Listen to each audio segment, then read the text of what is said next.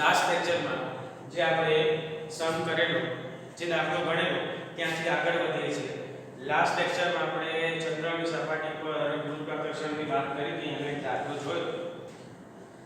હવે આપણે ત્યાંથી આગળ વધીએ છીએ દાખલા નંબર 13 જે શું કહે છે તમારી ચોપડી પ્રમાણે તો રકમ એવું કહે છે કે એક દડાને ઉર્ધ્વ દિશામાં 49 મીટર પર સેકન્ડના વેગથી ફેંકવામાં આવે છે. એક દડો છે આ દડાને 49 મીટર પર સેકન્ડના વેગથી ઉપર તરફ ફેંકવામાં આવે છે. ઉર્ધ્વ દિશા અને અધો દિશા મિત્રો યાદ રાખવાની છે. ઉર્ધ્વ દિશા એટલે ઉપરની દિશા, અધો દિશા એટલે નીચેની દિશા. હવે આટલી જ માહિતી આપણને આપી છે અને શું કહે છે જો તો દડાએ પ્રાપ્ત કરેલ મહત્તમ ઊંચાઈ શોધવાની છે અને પૃથ્વીની સપાટી પર પાછા ફરવા માટે લાગતો કુલ સમય તમારે શોધવાનો છે. ખાલી એટલું જ આપ્યું છે કે એ જે દડો છે દડાને ઉર્ધ્વ દિશામાં ફેંકવામાં આવે છે. કેટલા? 49 મીટર પર સેકન્ડ. ચલો શરૂઆત કરીએ. અમારો દાખલા નંબર છે તે દાખલાની શરૂઆત કરીએ. શું કહે છે? 49 મીટર પર સેકન્ડ એટલે કે u તમને આપ્યો છે 49 મીટર પર સેકન્ડ. બીજું કંઈ આપ્યું નથી. એવું છે? ના. બીજી વસ્તુઓ આપેલી છે પણ સાયલેન્ટ છે. કેવી રીતે? ઉર્ધ્વ દિશા એટલે ઉપરની દિશા છે. કોઈ પણ વસ્તુ તમે ઉર્ધ્વ દિશામાં ફેંકો તો એનો અંતિમ વેગ ઉપર જશે એટલે એનો અંતિમ વેગ v બરાબર 0 મીટર પર સેકન્ડ થઈ જશે. બીજું ઉર્ધ્વ દિશા છે એટલે કે g એ વિરુદ્ધ દિશામાં લાગે છે. મિત્રો અહીંયા કોઈ ચોખવટ કરેલી નથી કે તમારે 10 લેવાના છે કે શું લેવાનું છે. જો ચોખવટ ના કરેલી હોય તો તમારે g નું મૂલ્ય થઈ જશે 9.8 મીટર પર સેકન્ડ સ્ક્વેર. તો એ ગુરુત્વ પ્રવેગ જે આપણે લઈએ છીએ ગુરુત્વ પ્રવેગ g એ 9.8 થઈ જશે. તો જો આને એક લખવાની બીજી એક વસ્તુ તમને કહું કે આને કેવી રીતે તમે લખી શકો. તો જ્યારે તમે આને લખવા જાવ તો આને આવી રીતે લખી શકો કે ભાઈ a બરાબર શું થાય મિત્રો? a બરાબર -g થાય. કેમ -g થાય? -g એટલા માટે થાય છે કે ઉર્ધ્વ દિશામાં જાય છે એટલે કે ગુરુત્વ પ્રવેગ નીચે લાગે છે. આ ઉપરની બાજુ જાય છે વિરુદ્ધ દિશામાં જાય છે એટલે તમારે લેવાનું છે -g. -g લો તો થઈ જાય -9.8 મીટર પર સેકન્ડ સ્ક્વેર. ઓકે, આવી રીતે તમે દર્શાવી શકો છો. તો અહીંયા u મળી ગયો, v મળી ગયો, a મળી ગયો. શું શોધવાનું છે? તો ચોપડી પ્રમાણે તમને શોધવાનું છે કે મહત્તમ ઊંચાઈ તમારે શોધવાની છે. એટલે કે હું કહું તો ઊંચાઈ h તમારે શોધવાની છે કે કેટલી ઊંચાઈ પ્રાપ્ત કરે છે અને કુલ સમય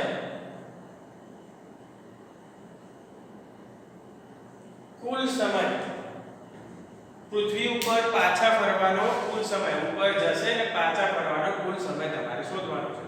તો ચલો આટલી માહિતી મને આના ઉપરથી મળી ગઈ. હવે સૌથી પહેલા h એટલે કે ઊંચાઈ એટલે કે પદાર્થે કાપેલું અંતર. આને તમે s પણ કહી શકો. યાદ કરો મિત્રો ઉર્ધ્વ દિશાના જે સમીકરણો હતા આપણે ગણ્યા હતા. આગળના લેક્ચર્સમાં આપણે જોયું છે કે ઉર્ધ્વ દિશામાં ગતિ કરતા પદાર્થના સમીકરણો કેવા હોય અને મુક્ત પતન કરતા પદાર્થના ગતિના સમીકરણો કેવા હોય એનો આપણે અભ્યાસ આગળ કરેલો છે. ચલો શું કરીશું? આને અંતર s કહેવાય. તો આપણી પાસે એવું કોઈ સૂત્ર છે કે જેમાં v હોય, u હોય, a હોય, s હોય, આ બધું હોય. તો તમારી પાસે એક સૂત્ર છે કદાચ તમને યાદ હોય તો p સ્ક્વેર - q સ્ક્વેર બરાબર 2as. ચલો કિંમત મૂકતા જઈએ. p ની કિંમત છે 0 નો વર્ગ - u થઈ જશે 49 નો વર્ગ બરાબર 2 ગુણ્યા a થઈ જશે -9.8 ગુણ્યા s તો તમારે શોધવાનું. ચલો આ થઈ જશે -49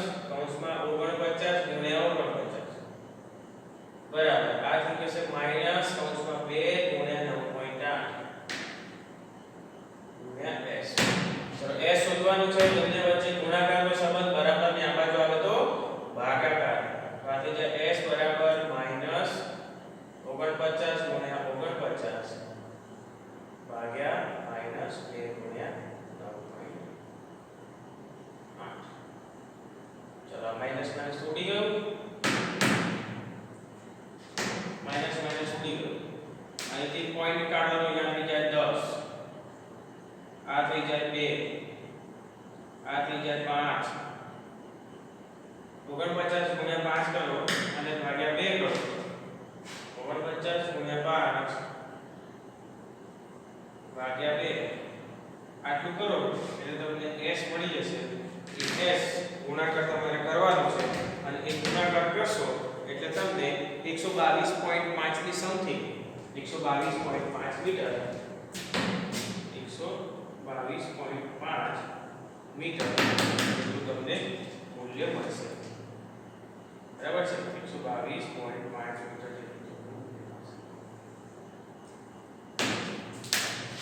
ચાલો આ s આપણે શોધી લીધું એટલે કે ઊંચાઈ કેટલી આવે છે 122.5 એટલે 122 મીટર પર સેકન્ડ ના વેગથી એ પથ્થરને તમે ઉપર એ દડાને તમે ઉપર ફેંકશો તો કેટલા 122.5 મીટર સુધી જશે, ત્યાંથી પાછો નીચે આવવાની શરૂઆત કરી દેશે. ચલો હવે કુલ સમય t શોધવાનો છે. તો t કેવી રીતે શોધીએ? તમારી પાસે કોઈ સૂત્ર છે t શોધવા માટે કે જેમાં t આવતો હોય, t આવતો હોય એવું કોઈ સૂત્ર છે તમારી પાસે? તો તમારી પાસે એક સૂત્ર હતું, યાદ હોય તો, કે v બરાબર u plus at. આમાં v ની કિંમત તમને ખબર છે 0, u ની કિંમત ખબર છે 49 વત્તા હવે આ છે માઈનસ એટલે કે માઈનસ a એટલે થઈ જશે 9.8 t. ચલો આને આ બાજુ આવો તો આ માઈનસ થઈ જશે પ્લસ એટલે 9.8 t બરાબર 49, t બરાબર 49 ભાગ્યા 9.8. ચલો આને કેવી રીતે કરીશું? આ જે પોઈન્ટ કાઢી દઈએ એટલે કે t બરાબર 49 ભાગ્યા 98, પોઈન્ટ કાઢો ભાગ્યા 10, છેદનો છેદ આવે અંશમાં એટલે ગુણ્યા 10. આ થઈ જાય 49 દુ 49 દુ 98 અને 5 દુ 10. તો t બરાબર 5 સેકન્ડ આવે. આ શું આવ્યું મિત્રો? t બરાબર 5 સેકન્ડ. તો આ જે t આવ્યો ને, આ t આવ્યો ખાલી નીચેથી ઉર્ધ્વ દિશામાં ઉપર સુધી પહોંચવાનો, પણ ઉપરથી પાછા આવવાનો સમય બાકી રહ્યો ને. આપણે તો કુલ સમય શોધવાનો છે. તો મિત્રો કુલ સમયની જ્યારે વાત કરવામાં આવે તો કોઈ પણ પદાર્થ જ્યારે ઉર્ધ્વ દિશામાં ગતિ કરતો હોય અને પછી એક જગ્યાએથી ત્યાં અટકીને પાછો અધો દિશામાં ગતિ કરતો હોય તો જવાનો અને આવવાનો કુલ સમય સરખો જ થાય. જવાનો અને આવવાનો સમય કેટલો થાય? સરખો જ થાય મિત્રો. એટલે કે જો જતા 5 સેકન્ડ લાગ્યા હોય તો ઉપરથી નીચે આવતા પણ 5 સેકન્ડ જ લાગે. એટલે કે જો કુલ સમયની વાત કરવામાં આવે તો કુલ સમય બરાબર t + t. t થઈ જાય 5 વત્તા t થઈ જાય 5, ટોટલ થઈ જાય 10 સેકન્ડ. તો ઉપર જઈને પાછા આવવાનો કુલ સમય કેટલો થઈ જશે મિત્રો? 10 સેકન્ડ. ફરી એકવાર જોઈ લઈએ કે શું કહેવા માંગે છે. આપણને આપ્યું હતું u, ખાલી એટલું જ આપ્યું હતું કે પદાર્થને એટલે કે દડાને ઉર્ધ્વ દિશામાં એટલે કે ઉપરની દિશામાં 49 મીટર પર સેકન્ડના વેગથી ફેંકવામાં આવે છે. બસ આટલી જ માહિતી હતી અને એના ઉપરથી આપણે શું શોધવાનું હતું કે પદાર્થે એટલે કે દડાએ કેટલું અંતર કાપ્યું, જોડે જોડે શોધવાનું હતું કે એને ઉપર જઈને એટલે કે કુલ અંતર કાપીને આવતા કેટલો સમય લાગે છે એ એને શોધવાનું હતું. તો અહીંયા આપણે શોધી લીધું છે કે 10 સેકન્ડ લાગે છે ઉપર જઈને પાછા ફરતા. બરાબર છે? તો સૂત્ર હવે v કોઈ પણ પદાર્થ હોય એની નીચેથી ઉપર ફેંક એટલે અમુક ઊંચાઈએ જઈને સ્ટોપ થઈ જાય એટલે કે એનો અંતિમ વેગ 0 થઈ જાય. એટલે અંતિમ વેગ v બરાબર 0 લઈ લીધું મેં. a બરાબર થઈ જશે -9.8. કેમ -9.8? કેમ કે ઉર્ધ્વ દિશામાં ગતિ કરે છે એટલે કે પ્રવેગ વિરુદ્ધ થઈ જશે, એની દિશા બદલાઈ જશે, વિરુદ્ધ દિશા આવશે. ગુરુત્વ પ્રવેગની દિશા કઈ છે? તો વજન તરફ એટલે ગુરુત્વાકર્ષણ બળ તરફ. જ્યારે આપણે ગુરુત્વ પ્રવેગ આજે લઈ રહ્યા છે એ ગુરુત્વ પ્રવેગની વિરુદ્ધ દિશા છે, એટલા માટે -9.8 એ કિંમતો મેં મૂકી ગતિના સમીકરણોમાં તો મને s મળ્યો અને એનો એ ફરી ઉપયોગ કર્યો અને મને t મળ્યો. આ t મળ્યો છે નો ઉપર જવાનો, પાછા નીચે આવવાનો, એટલો જ થાય, બંનેમાં સરખું જ મળે, એટલા માટે t + t એટલે કે 10 સેકન્ડ તમને મળે છે. ચલો હવે આગળ પ્રશ્ન જોઈએ. પ્રશ્ન નંબર 14.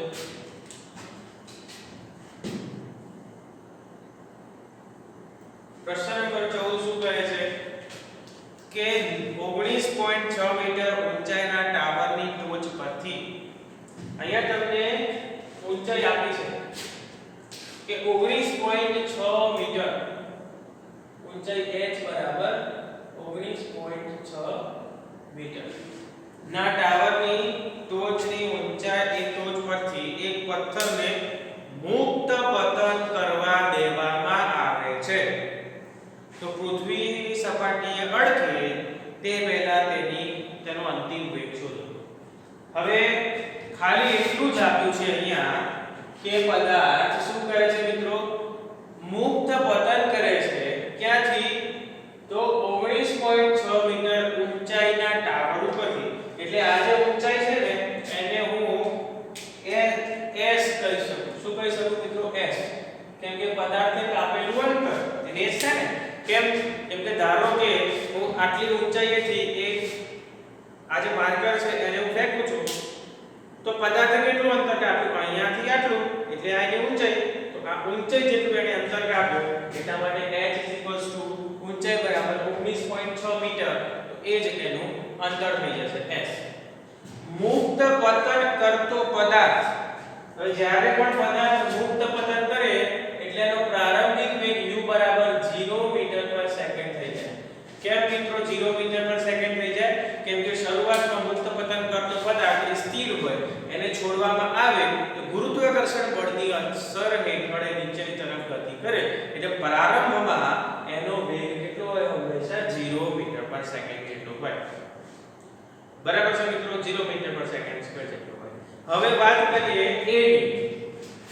તો a બરાબર g થઈ જશે. કેમ કે પદાર્થ એ મુક્ત પતન કરે છે. પદાર્થ એ મુક્ત પતન કરે છે એટલે કે ગુરુત્વ પ્રવેગની દિશામાં જ ગતિ કરે છે. જો એ પદાર્થ ગુરુત્વ પ્રવેગની દિશામાં જ ગતિ કરતો હોય તો g નું મૂલ્ય 9.8 મીટર પર સેકન્ડ સ્ક્વેર. એકવાર રકમમાં જોઈ લેવું કે g ના મૂલ્યની કોઈ ચોખવટ કરી છે કે નથી કરી. જો નથી કરી તો આટલું લખી દે. ચલો આના ઉપરથી કઈ બીજું ખબર પડે એમ છે? તો ના.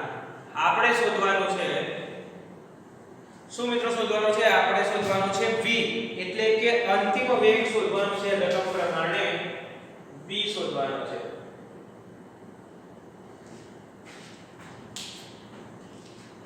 ચલો આપણી પાસે કયા કયા સૂત્રો છે એ વિચારવા. તો ગતિ માટે આપણી પાસે 3 સૂત્રો છે. તો કોઈ પણ પદાર્થ ગતિ કરતો હોય તો ગતિના 3 સમીકરણો આપણને ખબર છે. એક છે v બરાબર u પ્લસ at, બીજું છે v² - u² બરાબર 2as, અને ત્રીજું છે s ut + 1/2. હવે આ ત્રણેય છે એ ત્રણેયમાંથી કયું સૂત્ર લાગે? તો સૌથી પહેલું જોઈએ v બરાબર u પ્લસ at. શાબાશ, v છે, સરસ, શોધી શકાય. u પણ છે, a પણ છે, પણ t નથી, સમય નથી, તો ના ચાલે. બીજું સૂત્ર જોઈએ s ut + 1/2at². આમાં પણ t છે અને પણ પાસે t નથી, તો એ પણ ના ચાલે. ત્રીજું સૂત્ર જોઈએ v² - u² બરાબર 2as. v² - u² બરાબર 2as. બધી જ વસ્તુ છે. ચલો ફટાફટ આ મગજમાં ફટાફટ ક્લિક થવું જોઈએ કે આપણી પાસે સૂત્ર છે v² - u² બરાબર 2as. તો v² બરાબર 2as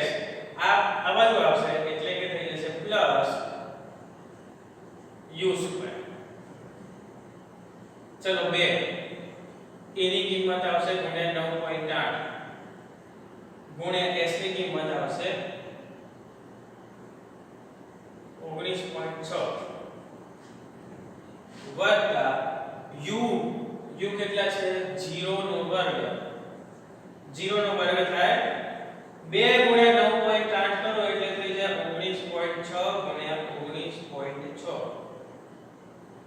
આ થઈ જશે 0 ના લખો તો ચાલો v સ્ક્વેર બરાબર આ 19.6 ગુણ્યા 19.6 એટલે 19.6 નો વર્ગ આ પણ વર્ગ બંને બાજુથી ઉડી જાય 19.6 મીટર પર સેકન્ડ. તો અહીંયા v તમને મળે છે 19.6 મીટર પર સેકન્ડ. તો આ v તમને મળી ગયો. જે આપણે શોધવાનો હતો v કેટલો શોધ્યો 19.6 મીટર પર સેકન્ડ. તો અહીંયા તમે એક વસ્તુ તમે બંનેમાં કમ્પેર કરીને બતાવો. તો બંનેમાં કમ્પેર કરશો તો તમને ખબર પડશે કે જ્યારે પદાર્થ મુક્ત પતન કરતો હોય એટલે કે ઊંચાઈથી નીચે તરફ પડતો હોય ઉપરથી નીચે મુક્ત પતન કરતો હોય ત્યારે u બરાબર 0 થાય એટલે કે ઊંચાઈ ઉપરથી એનો પ્રારંભિક વેગ 0 થઈ જાય. પણ જ્યારે ઊર્ધ્વ દિશામાં જતો હોય નીચેથી ઉપર તરફ જતો હોય તો એનો અંતિમ વેગ v બરાબર 0 થઈ જાય છે. મિત્રો ખાસ નોંધવાનું છે આ બંને વચ્ચેનો જે તફાવત છે તરત તમને લાઈટ થવી જોઈએ મગજમાં. એ કોઈ પણ પદાર્થને હું આ જો આ માર્કર છે આને નીચેથી ઉપર ફેંકું તો અમુક ઊંચાઈ સુધી જશે નીચેથી ઉપર ફેંક્યો તેનો અહીંયા પ્રારંભિક વેગ મહત્તમ હશે વધારે હશે ઉપર જશે ધીમે ધીમે વેગ ઘટતો જશે એક સમય આવશે એટલે કે એનો અંતિમ વેગ 0 થઈ જાય એટલે ઊર્ધ્વ દિશામાં ગતિ પૂર્ણ થઈ ગઈ. હવે પદાર્થ અધો દિશામાં ગતિ ચાલુ કરે છે એટલે કે નીચેની તરફ ગતિ ચાલુ કરે છે. નીચેની તરફ ગતિ ચાલુ કરશે વેગ 0 એટલે નીચેની તરફ ગતિ કરવા માટે એનો પ્રારંભિક વેગ 0 થઈ જાય અને પાછો વેગ વધતો જશે અને v એટલે કે અંતિમ વેગ એનો મહત્તમ થશે. એટલે કે મુક્ત પતનમાં u બરાબર 0 અને ઊર્ધ્વ દિશામાં v બરાબર 0. મુક્ત પતનમાં g ની વેલ્યુ લેવાની છે ધન 9.8 મીટર પર સેકન્ડ સ્ક્વેર. કેમ કે ગુરુત્વાકર્ષણ નીચેની તરફ લાગે છે અને પદાર્થ પણ એ દિશામાં ગતિ કરે છે ગુરુત્વાકર્ષણ પણ એ જ દિશામાં લાગે છે એટલા માટે પ્લસ 9.8. ઊર્ધ્વ દિશામાં વિરુદ્ધ દિશા છે એટલા માટે દિશા બદલાઈ જાય એટલે આપણે માઈનસ ચિહ્ન કરી દઈએ છીએ એટલે -9.8. આટલી વસ્તુ તમારે ધ્યાને રાખવાની છે. બરાબર છે મિત્રો. તો અહીંયા આપણે બે દાખલા પૂર્ણ કર્યા છે.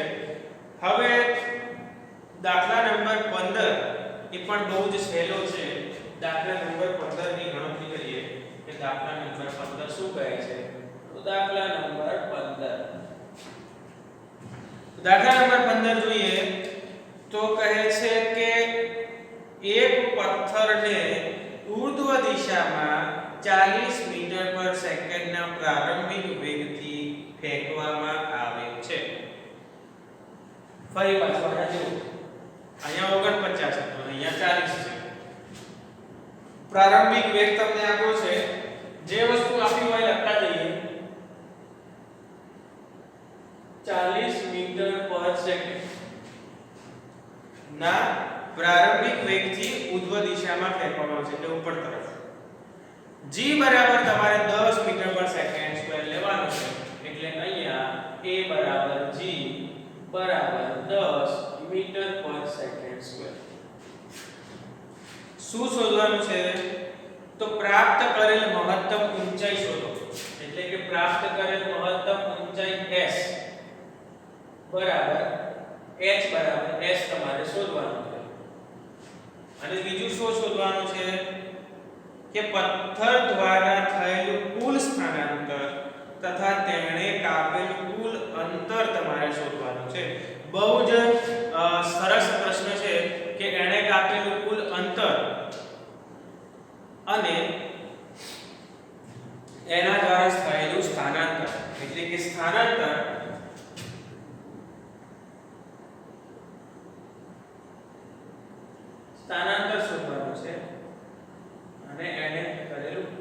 અંતર શોધવાનું છે, કાપેલું કુલ અંતર.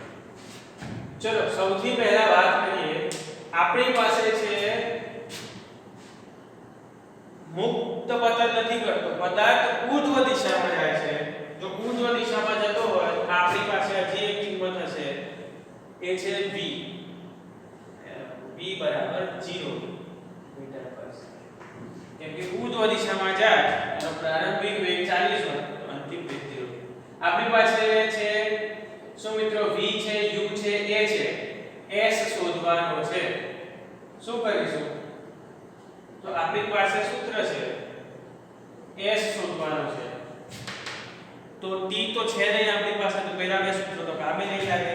આપણી પાસે એક જ સૂત્ર છે જે કામે લાગશે, એ છે v² - u² બરાબર 2as. ચલો v² થી શરૂઆત કરીએ તો v² થઈ જશે 0 0 નો વર્ગ માઈનસ u 40 નો વર્ગ બરાબર 2 a 10 ગુણ્યા s. ચલો હવે ઉર્ધ્વ દિશામાં જો મિત્રો અહીંયા આપણે એક ભૂલ કરી રહ્યા છે. શું કે પદાર્થ નીચેથી ઉર્ધ્વ દિશામાં ગતિ કરે છે ઉપરની તરફ, એટલે અહીંયા -10 આવશે, એટલે આ માઈનસ છે. ખાસ નોંધવાનું છે, આવી પ્લસ માઈનસ ની ભૂલો થશે તો તકલીફ પડશે. ચલો આ તો 0 થઈ ગયું, આ થઈ જાય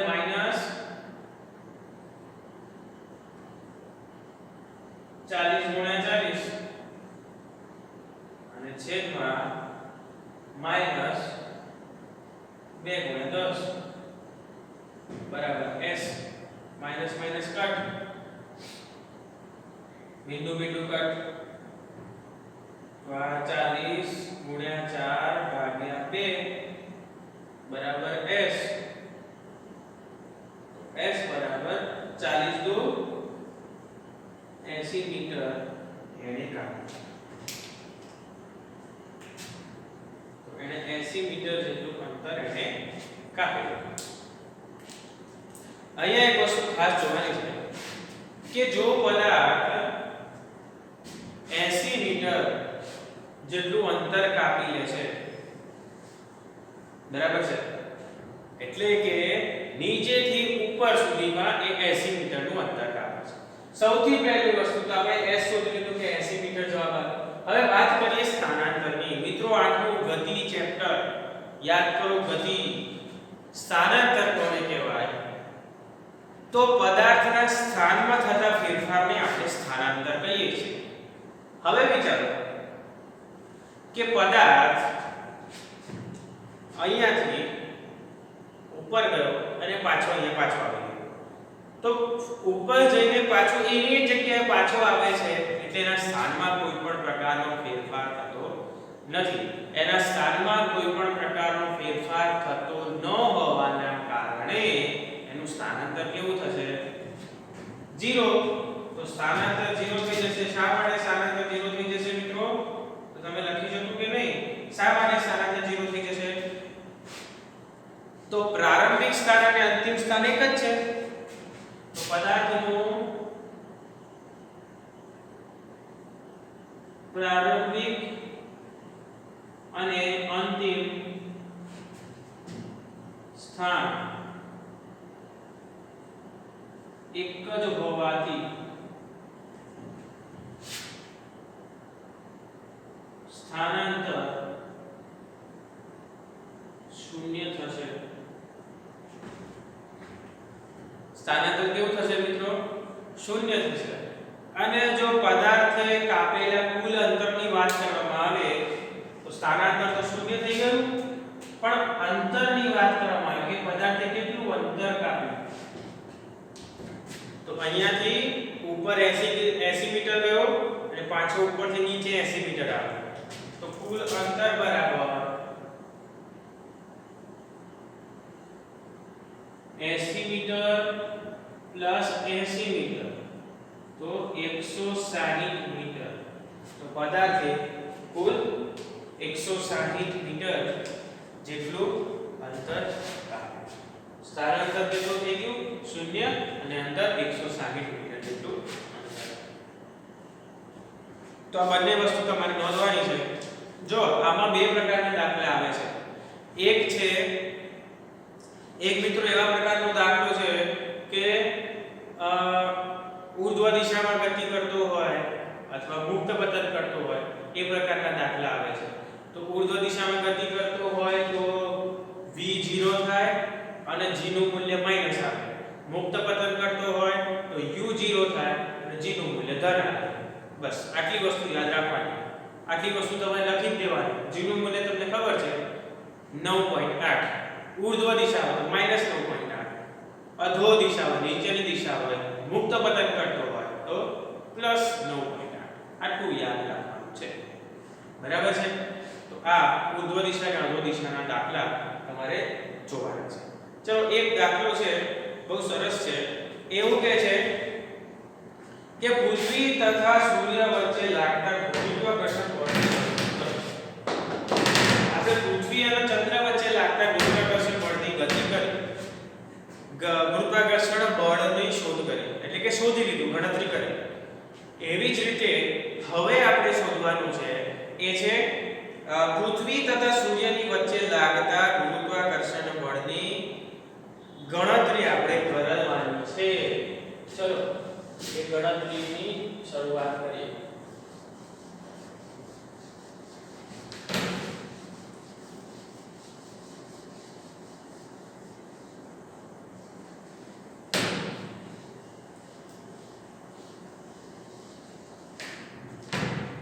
સૌથી પહેલા તો આપણને જે કિંમતો આપી છે એ લખતા જઈએ કે પૃથ્વી અને સૂર્ય એ બ્રહ્માંડમાંના કોઈ પણ બે પદાર્થ જ છે. ભલે બહુ જ મોટા છે પણ છે તો પદાર્થ જ.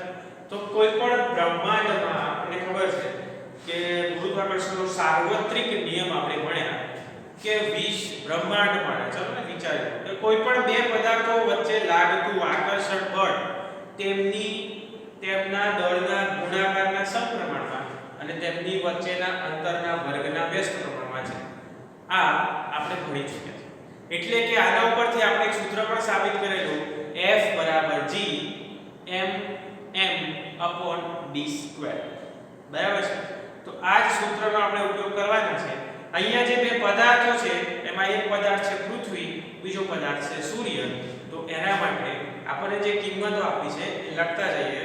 સૌથી પહેલા આપ્યું છે કે પૃથ્વીનું દ્રવ્યમાન 6 × 1024 કિલોગ્રામ છે. તો પૃથ્વીનું દ્રવ્યમાન માસ ઓફ અર્થ 6 × 1024 કિલોગ્રામ.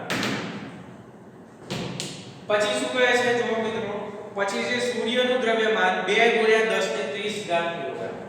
એટલે કે માસ ઓફ સન 2 × 1030 કિલોગ્રામ. પછી શું કહે છે, પછી આપે છે કે પૃથ્વી અને સૂર્ય વચ્ચેનું અંતર એટલે કે તમને ડિસ્ટન્સ આપ્યું છે, અંતર છે 1.5 × 1011 મીટર. એટલે કે d ની કિંમત આપી છે 1.5 × 1011 મીટર. આટલી વસ્તુઓ તમને આપેલી છે અને તમારે બંને વચ્ચે લાગતું ગુરુત્વાકર્ષણ બળ તમારે શોધવાનું છે. તો ગુરુત્વાકર્ષણ બળ તમારે કયો નંબરનો દાખલો છે? આ 16મા નંબરનો દાખલો છે તમારી ચોપડીમાં. આ 16મા નંબરનો આપણે દાખલો છે પૃથ્વી અને સૂર્ય વચ્ચે ગુરુત્વાકર્ષણ બળ શોધવું. પૃથ્વી અને ચંદ્ર વચ્ચેનું શોધ્યું, હવે પૃથ્વી અને સૂર્યનું શોધીએ. હજી એક વેલ્યુ છે જે તમારે લખવાની છે એ છે g ની વેલ્યુ. કેટલી છે મિત્રો g ની વેલ્યુ યાદ છે? 6.67 × 10⁻11. એ વેલ્યુ યાદ રાખવાની છે. g ની વેલ્યુ શું થશે? 6.67 × 10⁻11. એકમ શું થાય મિત્રો? એકમ યાદ કરો. g નો એકમ શું હતો?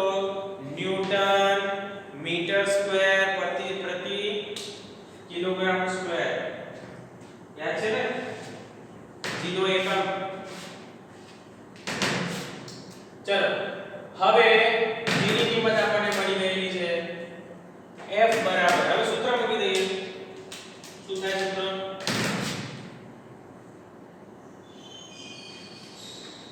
G ME MS upon D square.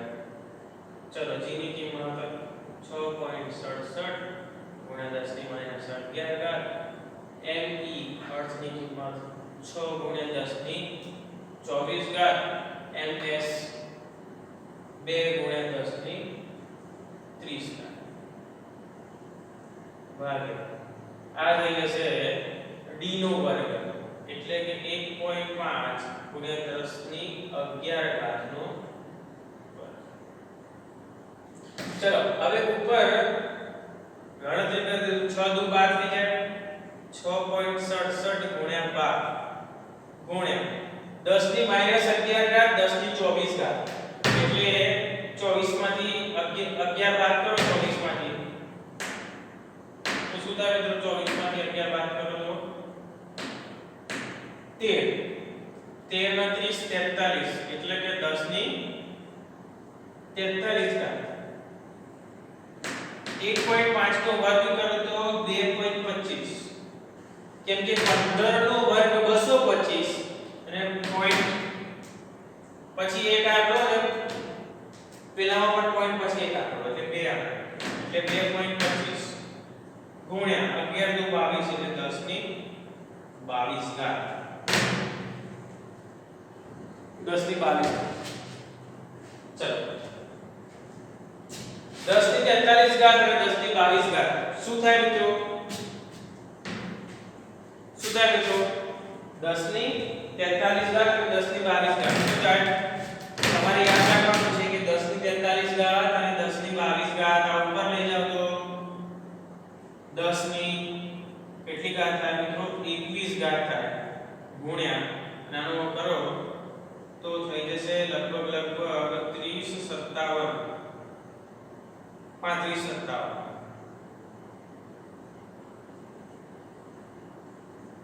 લગભગ 35 57 જેટલું એનું મૂલ્ય તમને મળશે. આ 35 57 છે આપણે મિત્રો યાદ રાખવાનું છે આ મોટી સંખ્યા હોય ને તો એક અંક પછી પોઈન્ટ હોવો જોઈએ એટલે અહીં આગળ ખસેડી દો એટલે 3 પોઈન્ટ આ 7 છે 5 કરતા વધારે આગળ થઈ જાય 6 એ પણ વધારે આગળ થઈ જાય પાછા 6 3.6 ગુણ્યા 10 ની 22 ઘાત શું છે બળ એટલે કે ન્યૂટન 3.6 ગુણ્યા 10 ની 22 ઘાત બરાબર છે મિત્રો 3.6 ગુણ્યા 10 ની 22 ઘાત ન્યૂટન જેટલું બળ એ બંને એટલે કે સૂર્ય અને પૃથ્વી એ બંને વચ્ચે લાગે છે. બંને વચ્ચેનું બળ કેટલું લાગશે મિત્રો આકર્ષણ બળ 3.6 ગુણ્યા 10 ની 22 ઘાત ન્યૂટન જેટલું લાગશે. મિત્રો ફિઝિક્સમાં ન્યુમેરિકલ્સ લગભગ 80% છોકરાઓને થોડા ટફ પડતા હોય છે પણ આ ન્યુમેરિકલ દાખલાઓ ગણવા માટેની સરળમાં સરળ ટ્રીક છે. સૌથી પહેલી વસ્તુ કે તમને સૂત્રો અને થિયરી વિશેનું જ્ઞાન હોવું જોઈએ. બીજું આપણને જે માહિતી આપેલી હોય એ માહિતી એકઠી કરતા આવડવી જોઈએ, માહિતી ભેગી કરતા આવડવી જોઈએ. ત્રીજું ગણિત આવડવું જોઈએ, સરવાળો બાદબાકી ગુણાકાર ભાગાકાર. આ ત્રણ સ્ટેપનું તમે પૂરેપૂરું પાલન કરો એટલે કે ફિઝિક્સના દાખલા પૂર્ણ. બરાબર છે મિત્રો. આના પછીના લેક્ચરમાં બાકીના આપણે પ્રશ્નો જોવા જઈશું. અત્યારે આપણે આજે 4 દાખલા આ લેક્ચરમાં કમ્પ્લીટ કર્યા એ તમારે નોંધવાના છે, સમજવાના છે. એકવાર જુઓ, બે વાર જુઓ, 3 વાર જુઓ, વિડિયો વારંવાર જુઓ અને દાખલા જુઓ. બરાબર છે. દાખલા સમજો, દાખલાને સમજવાનો પ્રયત્ન કરો અને પછી એને ગણતરી કરો તો ઈઝીલી તમે એને સોલ્વ કરી શકશો. તો મિત્રો મળીએ આના પછીના